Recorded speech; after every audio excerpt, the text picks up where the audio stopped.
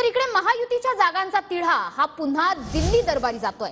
अमित शहांनी तिढा न सुटलेल्या जागांची माहिती घेतली आहे। शहा पुन्हा शिंदे, फडणवीस आणि अजितदादांशी चर्चा करणार असल्याची सूत्रांची माहिती आहे। केंद्रीय निवड समितीच्या बैठकीच्या आधी हा तिढा सुटू शकतो असाही अंदाज वर्तवला जातोय। काल रात्री उशिरा महायुतीच्या तिन्ही नेत्यांची वर्षावर बैठक झाली। 2 तासाच्या बैठकीनंतरही तोडगा मात्र निघू शकला नाही आणि त्यामुळे आता महायुतीचा जागांचा तिढा पुन्हा एकदा दिल्ली दरबारी जातोय।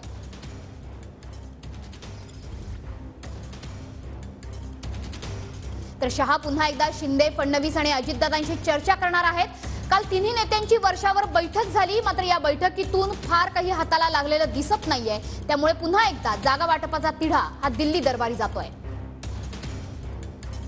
तर महायुतीत 5 ते 6 जागांवरून पेच आहे। शिंदे, फडणवीस आणि अजित पवारांमध्ये काल यासाठी 2 तास बैठक झाली।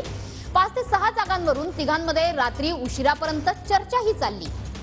अमरावती, माढा, सातारा, रत्नागिरी, नाशिक, रामटेक या जागांवरून अद्यापही तिढा कायम आहे। अमित शहांनी तिढा न सुटलेल्या जागांची माहिती घेतली आहे।